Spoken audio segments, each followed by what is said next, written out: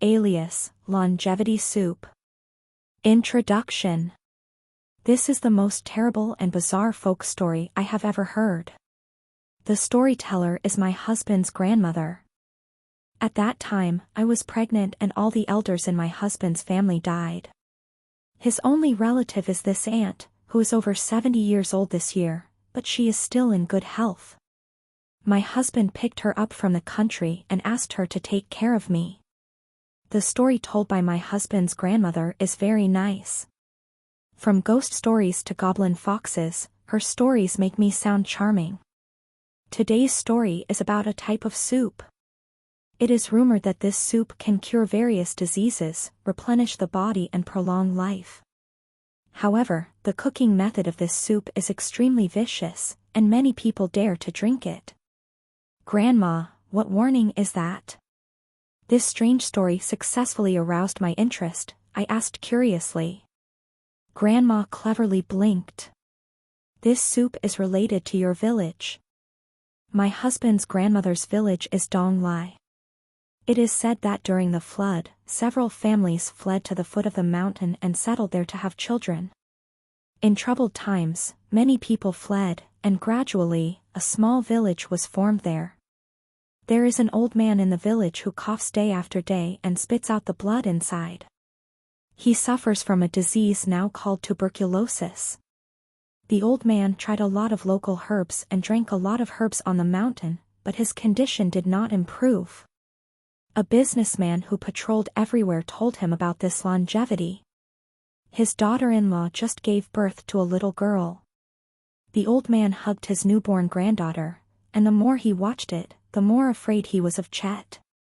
Finally, he made the soup in desperation. Oddly enough, after drinking the soup, he gradually stopped coughing. Healthy, blushing, lived to be 100 years old. But once, when he went up the mountain to hunt rabbits, he was unfortunately torn up by wolves. It's amazing! I was very surprised. Does anyone still drink this soup? As a young man born in the New China era and raised under the red flag, I can't believe that there is soup that can cure diseases and prolong life. Besides, if there is such a custom in the village, why didn't my husband tell me? Sure enough, Grandma shook her head slowly. Nobody drinks it. After what happened, nobody dares to drink it again. My interest has been stimulated again. What's going on here? What can make villagers resist the temptation of longevity and give up drinking soup? She narrowed her eyes, as if her mind had returned to those days. She said slowly. On the same day, the family planning policy was strictly implemented. The slogan, "Fewer children, more trees," is everywhere. Cadres of the Family Planning Commission often come to the village to publicize with big horns. Everything from tubal ligation to forced abortion is very familiar. The government makes policies, but the people can still break the law. The villagers came up with an idea: if the first child is a girl, he will press Chet and say it is difficult to give birth, and then continue to give birth to a second child, and this will continue until the son is born. Therefore, the bodies of abandoned little girls spread in the mountains. Wild cats and wild dogs eat the bodies well and are obese. Even for this reason, they are not afraid of people. Even if they see the child still alive, they will keep their eyes open and keep their eyes open. At this time, something happened suddenly in the village. The wife of the head of the family was suddenly possessed by a ghost. At that time, there was no nightlife like this, and everyone in the family used to go to bed early and get up early. At about 11 o'clock in the evening, the guy suddenly let out a cry. There are many things around me. After hearing this, I quickly put on my clothes and shoes and ran out to watch the fun. When they arrived, they saw the guy with an ear cut off and his face covered with blood, standing in the yard screaming. His wife stood by laughing, the blood on her forehead was blood, and she was still chewing. The angry man pinched his feet, and the more he cursed, the more fierce he became. Through his swearing, the villagers gradually understood the beginning and end of the story. It turned out that while the man was sleeping, his wife suddenly shouted and was hungry, and woke him up to eat. His wife is pregnant, pregnant women are thirsty, and it is normal to get hungry easily. At first, he didn't care. He brought his wife 2 extra donuts. Who knows that this wife ate it all, and she was dumbfounded with suffocation, and she still complained about the constant hunger. The man had to find something to eat for his wife. Fearing that his wife would be suffocated by him, he also took out half a pot of corn porridge and a pot full of donuts, enough for 10 people to eat. His wives are like a hungry demon, stuffing them into their mouths one by one. In a flash, she ate everything, even the corn porridge licked the bottom. The man opened his eyes wide and began to find something unusual. These foods, not to mention pregnant women, can't even be eaten by young people of 17 or 18. He was taken aback, and his wife smiled at him after eating, and kept calling out, "I'm hungry, I'm hungry." In the middle of the night, he was surprised and scared, and immediately screamed. Who knows, when his wife saw it, she suddenly got angry, jumped on her and bit her husband on the ear. He let out a cry and tried to push his wife away, but he was afraid of touching her stomach and didn't dare to use force. His wife didn't notice, and even bit his ear. She put his ear in her mouth, chewing, and kept saying, "Delicious, delicious." There are many old people in the village. As soon as they heard this, they knew that their wives were possessed by a ghost and could not be harassed by this ghost anymore. The villagers began to work, and each tied his wife with one hand. The wife struggled for a while, put down, swallowed her ear and began to cry. "I'm hungry, I'm hungry. It hurts, my head hurts, don't cut it. Where are the legs and feet?" Her screams made the village dogs bark, too. The villagers listened for a long time and finally understood what had happened. The man's daughter is back. Originally, this wife had been pregnant before, and due to the incorrect fetal position, the child's legs were exposed first. The husband was immediately unhappy when he saw it was a little girl. Hearing the midwife say that the baby's head was stuck and the mother was in danger, he couldn't bear to let the midwife cut the baby's head into pieces with scissors. Because too much force was used, the newborn was chopped up and turned into a pile of flesh and blood. Undaunted, the man wrapped the child in a cloth and threw it into the forest. Walking all the way into the forest, blood flowed into the river. It will certainly be easier to solve when things are clear. The husband hurriedly invited the old lady from the village to come over. Mrs. Dong said that the child died so tragically and resentfully that he borrowed his wife's weak body when she was pregnant to go back for revenge. The family knelt on the ground and begged her to resolve the disaster. She took the money and made them a paper doll. She said, "Let the child borrow a complete body, put it at home for 7 days and burn it." However, unexpectedly, let alone 7 days, something happened on the first day. My aunt took a sip of water, swallowed and sighed. The unfinished story made me itch all over, and I was about to urge her to continue, but I was curious. What does this ghost entrance have to do with drinking soup? Hi Z. Grandma blinked. The woman's mother-in-law, old, the body is not good. Hearing this, I immediately understood. At that time, there were already medical stations in the town, and the medical conditions improved a lot. This longevity drink is only regarded as a rumor by most people. This mother-in-law was afraid that her illness would never be cured, so she went to see Master when she was sick and came up with the idea of living a long life. It's really hard to understand. My son's ear was bitten off, and my mother still wanted to drink that strange soup.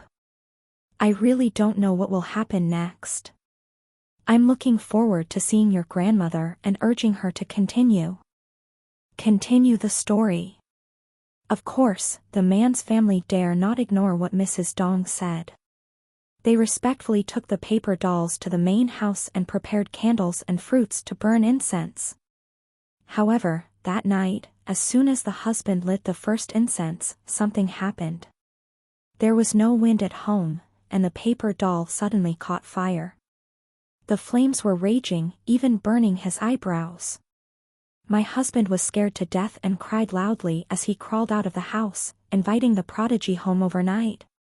Mrs. Dong shook her head and said that the paper doll's thin belly was empty and the child was unhappy. She took out a few pieces of white cloth, sewed the doll on the spot and stuffed cotton into the doll's stomach. "Here, burn incense." Mrs. Dong sat in the middle of the yard without worry, looking dull. People surrounded the man's house and came to chat. The husband gathered his courage and burned another stick of incense. But who would have thought that under the witness of everyone, the doll caught fire again? Everyone was still surprised, but the mother-in-law let out another "oh" and knelt down on the ground. "Don't burn me, it hurts." Mother-in-law knocked over, tears flowed clean, and her hands kept grabbing and tearing her clothes. "Dad, Mom, I dare not, I won't come again. Don't burn me, I'm in pain, I'm hot." My mother-in-law's voice was sharp and she started crying, not caring about herself being naked. The people around looked radiant, with a few thugs whistling. The man felt embarrassed and blushed. He called a few women to tie up his mother and cover her with clothes. Mrs. Dong stomped her feet in anger and kept saying, "It's a create karma, one hasn't been sent away yet, and the other is coming." It turned out that this time it was the man's second child who entered her mother-in-law. My wife was very healthy when she was pregnant with this child. She ate well, slept well and was not ill. It is said that her stomach is very sharp and she is sure to have a son. The man listened with great expectation. Unexpectedly, the baby born by his wife turned out to be a girl. It was the coldest time of the year, and the coal stove was still burning in the house. The man was so angry that he immediately threw the child into the burning coal stove and burned him to ashes. In fact, such a thing is so rare in the village. It is said that if you give birth to a girl several times in a row, you have to kill the child in the most cruel and terrible way. To do this, the child's soul will not dare to reincarnate into this family again. Burning to death and drowning are all too common. At this point, those who chat dare not speak or breathe loudly, just waiting for her to resolve. Jia din now kong jiat kon min? Now the fetus is turning upside down. When a horse is sick, the whole stable refuses grass, and everyone is afraid and uneasy. Poison, so evil. Her forehead was full of sweat and her mouth kept mumbling. The man knelt down and begged the old lady for help. Before Mrs. Dong could speak, the wife next to her fell to the ground with a bang, and blood flowed from her lower body. Fortunately, all the villagers came that day, and the midwife was one of them. They hurriedly led their wives into the house and began to prepare for childbirth.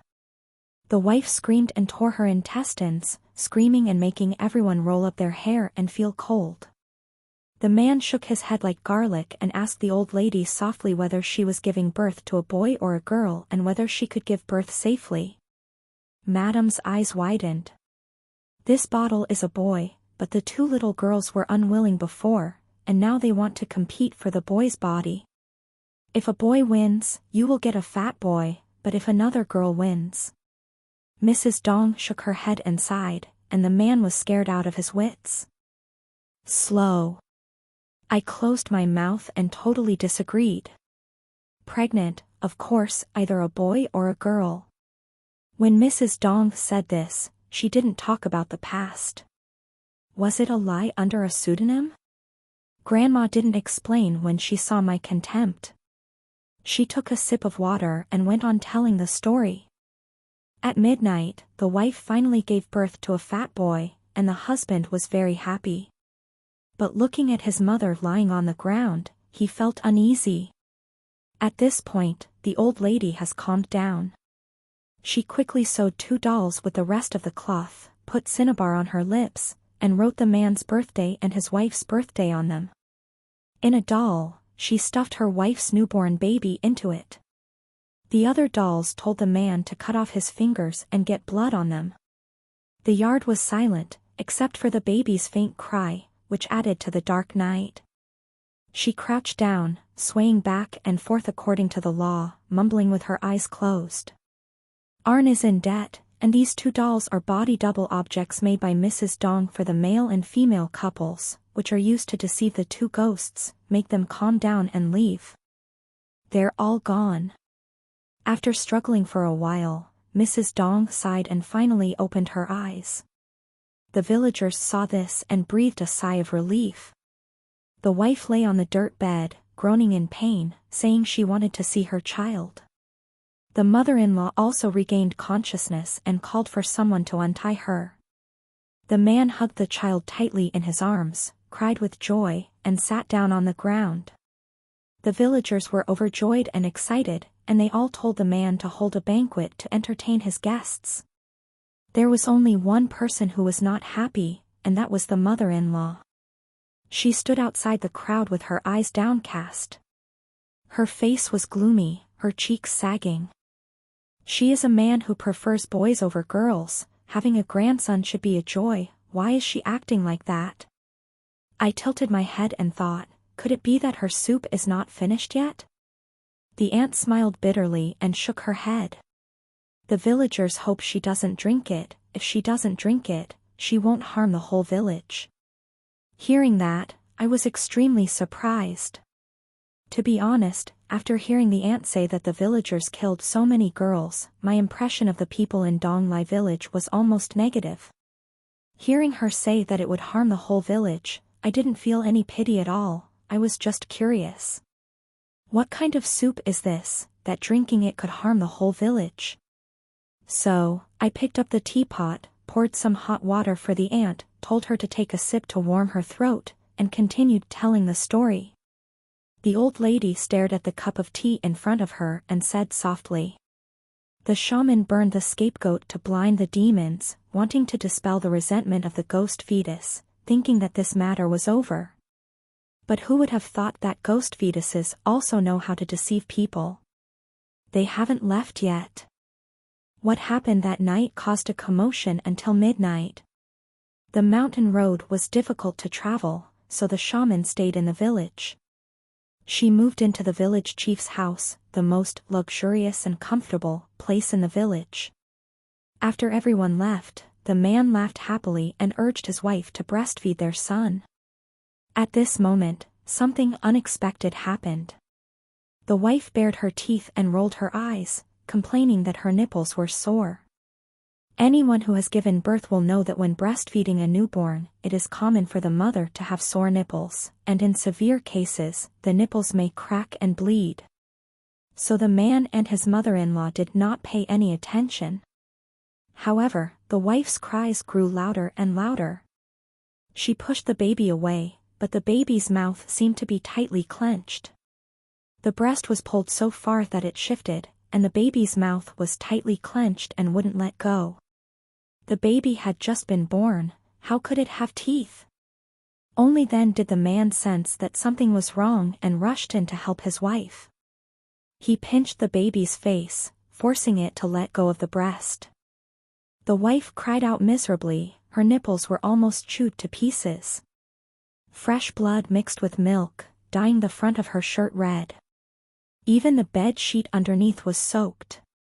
The man held the child in his arms, scared out of his wits, wishing he could throw it to the ground and kill it. However, after all, this was still the son he had been looking forward to for so many years. He was both reluctant and daring. At this moment, the child in his arms suddenly moved. It raised its small hand, quickly grabbing the man's face. Only to hear the man scream miserably. His right eyeball was gouged out. The man fell to the ground, rolling around and screaming on the ground. The child was also thrown onto the dirt bed. This time the shaman came very quickly. The man kept screaming madly, the wife cried loudly, the mother-in-law also stood in the yard wiping her tears. The child was lying on the bed giggling, his face covered in blood, his small hand was holding one of the man's eyeballs and waving it around. The wife suddenly became angry. There is a folk saying, although young, he is very knowledgeable, because being a human is not easy. The ghost must endure all the tortures in the underworld in exchange for a chance to reincarnate as a human. If it cannot be borne, after turning into a ghost, it will be extremely ferocious, very difficult to deal with.